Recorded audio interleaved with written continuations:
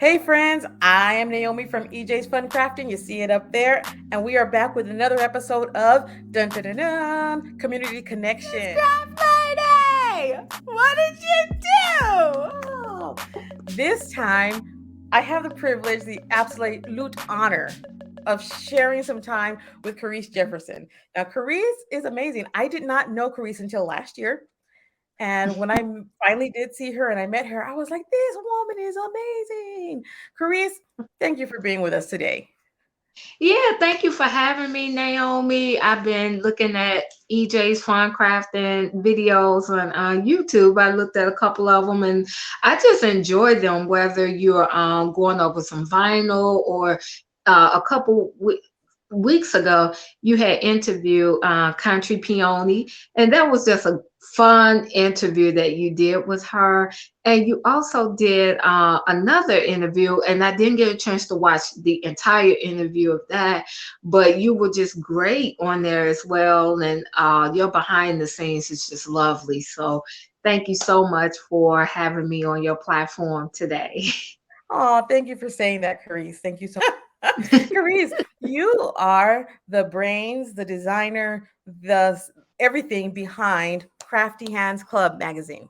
Tell us about Crafty Hands Club magazine. Well, actually, for those who are learning about me for the first time, Crafty Hands Club started as a concept in 2015, but it was not a magazine at the time. It started off as a subscription box for people who want to make jewelry, whether it was a beginner's level or you were an advanced level and you just want to take things from the box and you want to make it.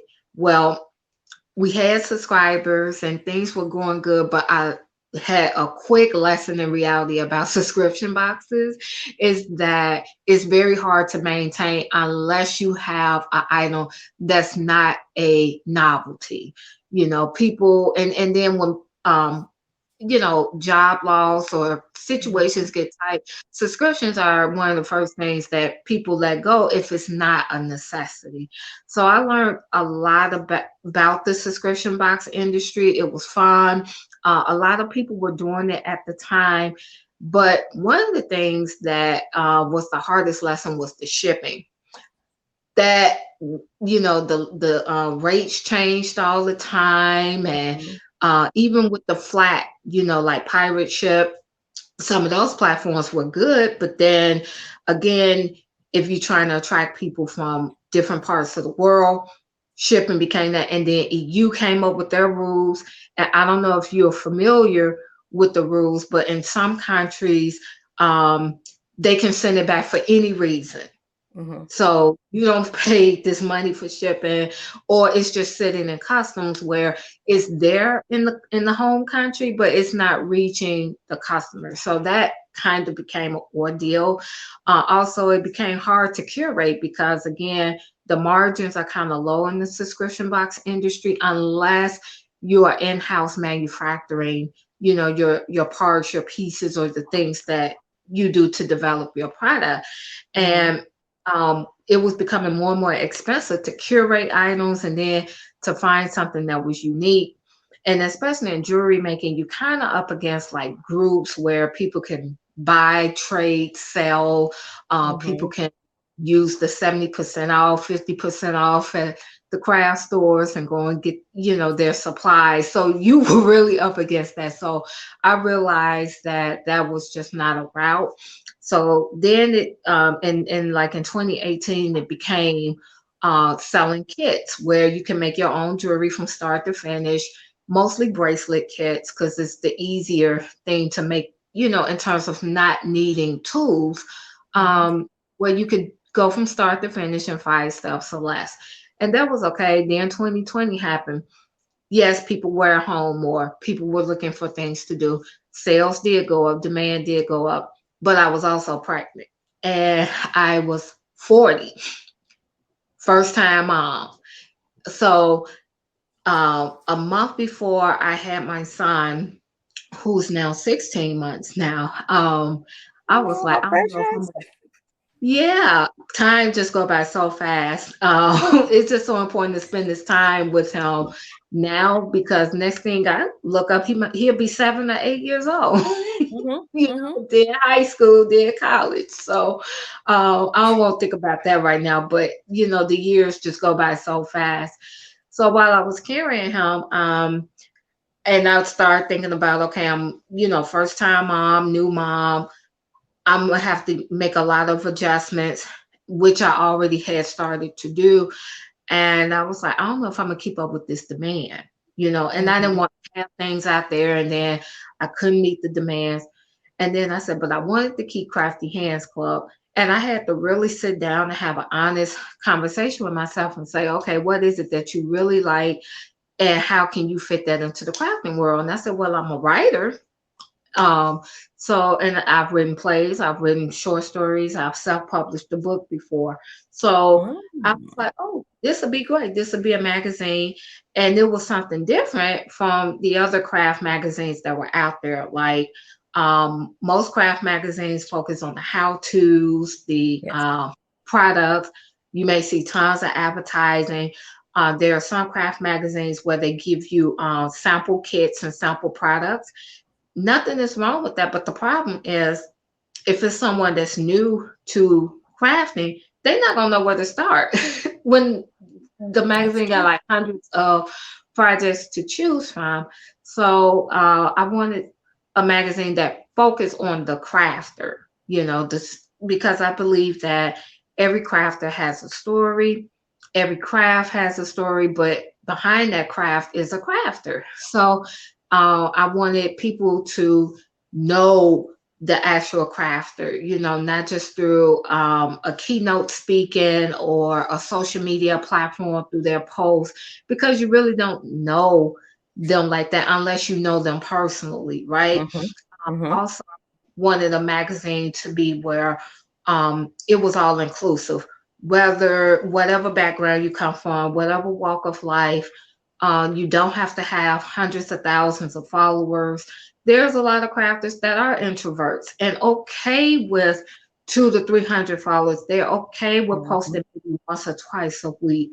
They're okay with doing this in their spare time. Like every crafter not trying to list their things on Etsy or Ravelry or Folksy or the Mhm. other platforms like Lovecrafts. Every crafter is not interested in that. You have some crafters that work high level jobs where it's demanding, right? And then they can Mhm. come home and indulge in like their weekend quilting project or to do some knitting or some crocheting or some acrylic point, whatever craft it is that they like. They do it in their spare time and then they go along. And then you got some crafters that may take 3 or 4 months to work on their project. Well, it's a hobby. You can do so. Yeah. um, Yeah, yeah.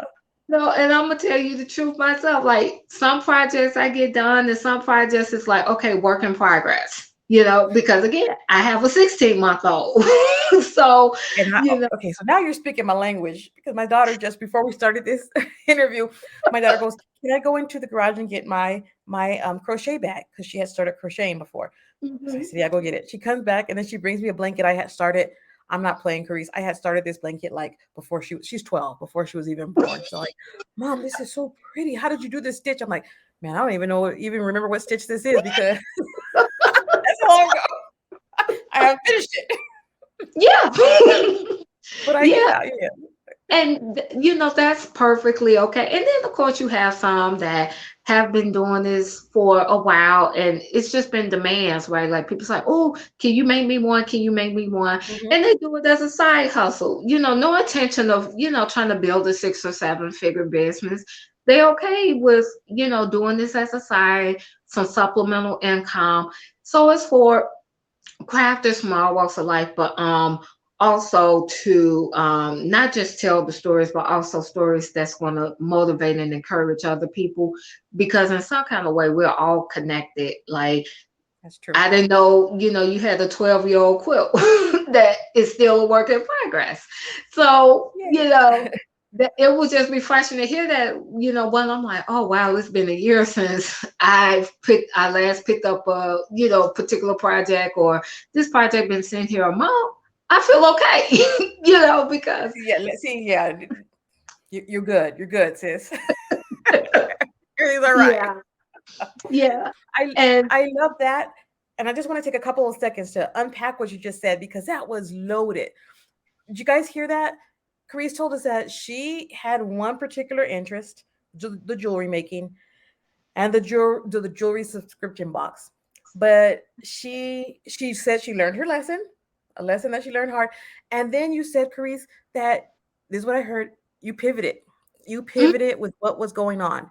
And that's important because sometimes we feel that we're failures or that we're no, I've got to get this. Can't make this work, then that's it. But no, you didn't do mhm. that. You said, well, let me turn this around a different way. And that's amazing. I love that you did that. Yeah, I wrote an article on the Crafty Hands Club website where I talked about, when I pivot and decided to do so, and what to do, because a lot of times you kind of feel stuck. Like, well, I Mhm. changed before, I don't want to change again. I don't want to look unstable. But Airbnb changed like 6 or 7 times before it finally, connected with this target audience, and learn to speak the language. And, you know, a lot of businesses go through that. It's not Mhm. a over. Now, I don't recommend rebranding all the time. You don't want to do that. You really want to have a clear message, but over time it will change, because you might reach a whole different demographic that you didn't think was there. So that is going to, of course, change the narrative of the story. But yeah, I did pivot, and it's okay to do that. And you want to pivot to a place where um, you are at ease with the things you do. Now, I'm not saying easy tasks, but what I mean at ease is like you don't have to think hard about content, because it Right. was beginning to be to a point to where even the simplest of tasks felt so much like a chore, Mhm. And then I said, I like to make jewelry, but I like doing this in my spare time, and I like to do other crafts as well. So that was another indicator to let me know, okay, it's time to pivot.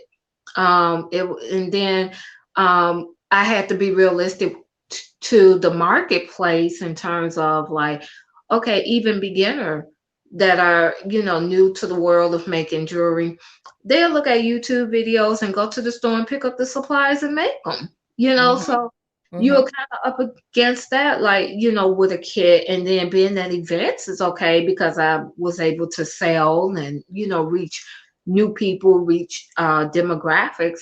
But even with that, that's a problem. But when you get ready to have a kid, you got to really think long and hard.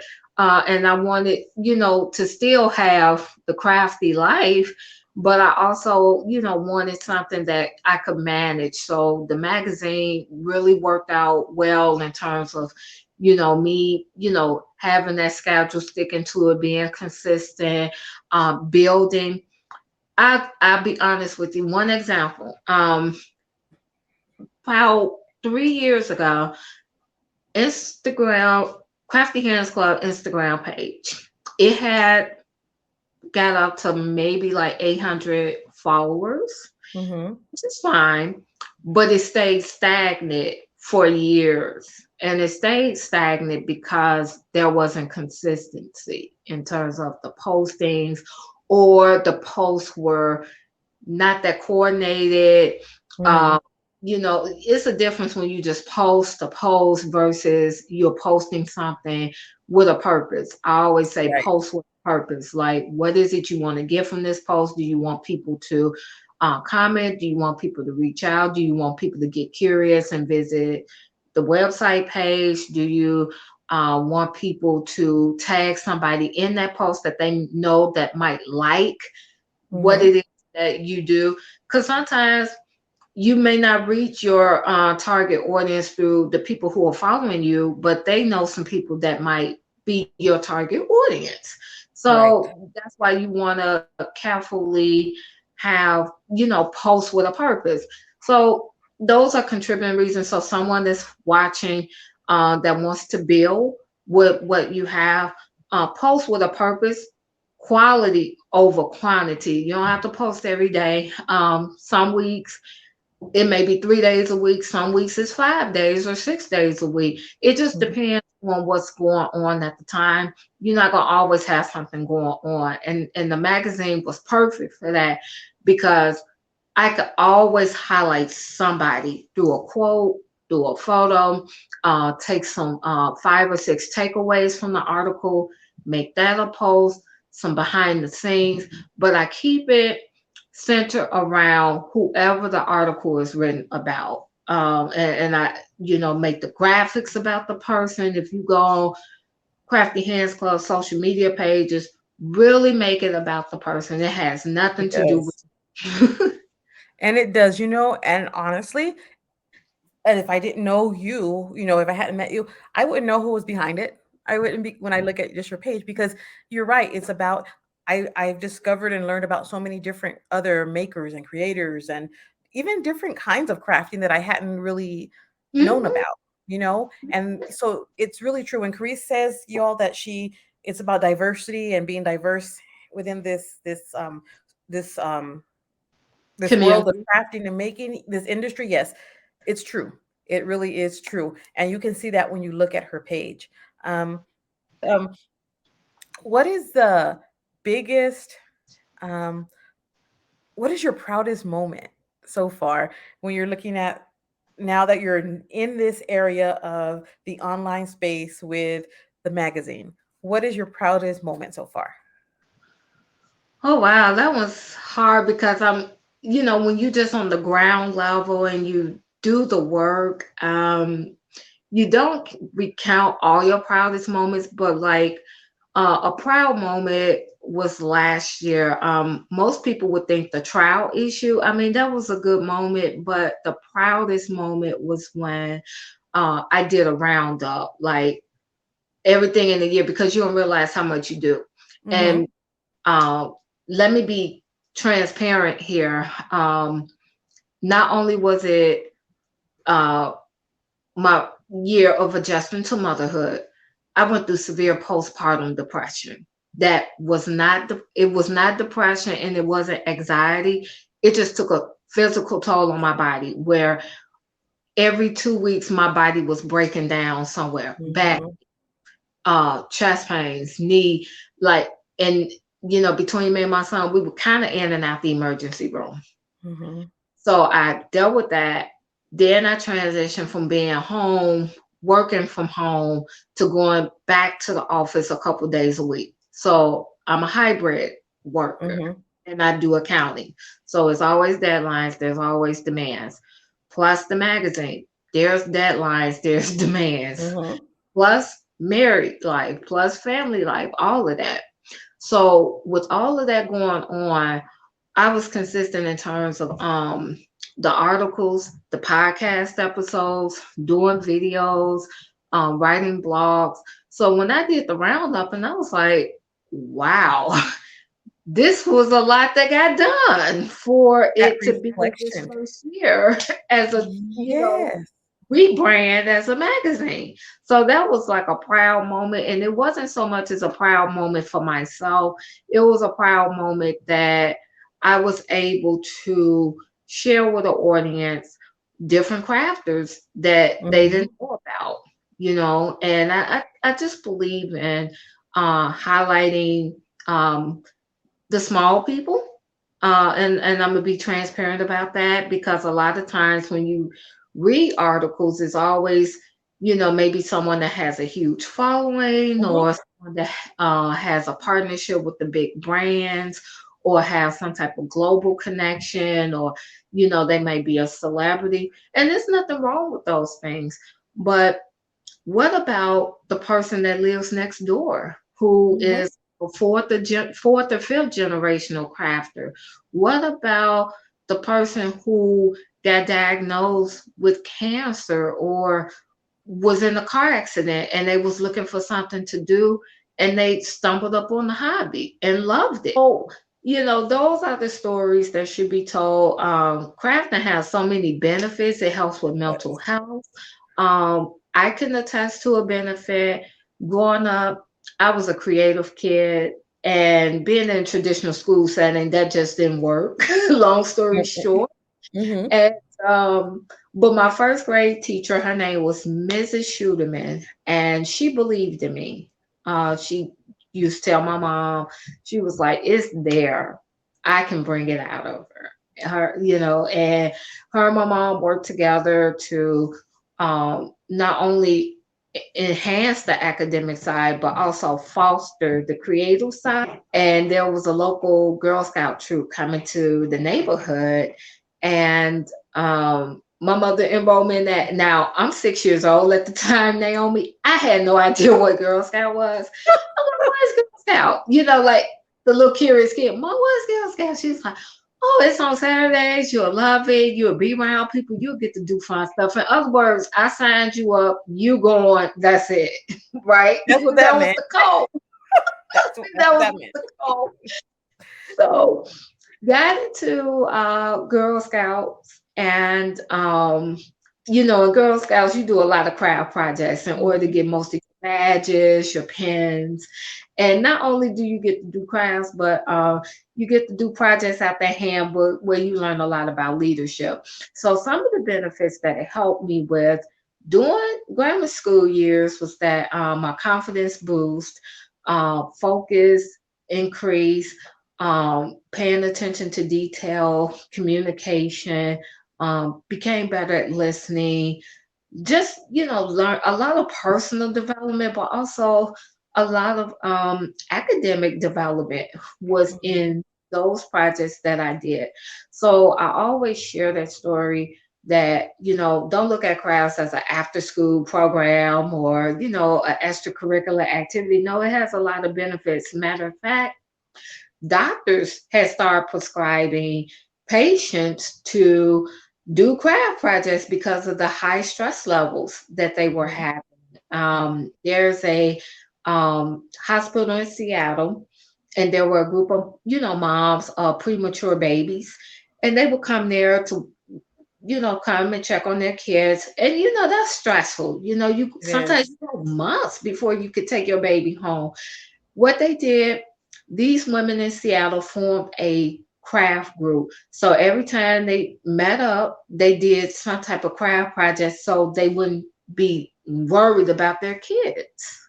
Yeah. You have such a great story to tell, and I'm so happy you shared it with us here because people need to know about people like you, and I appreciate that. Before we Oh, go, Carice, how can we find you and where can we find you and how can we support you? sure. The website is craftyhandsclub.com. You could go there. You can read articles, blog posts, see videos. The podcast is on Spotify, Google, Apple, and that's Crafty Hands Club. So you can do a Google search on that, but that podcast information is also listed on the website. And then on social media, Facebook and Instagram are where is I mainly at, and that's Crafty Hands Club Mag. So CRAFTY Hands Club Mag.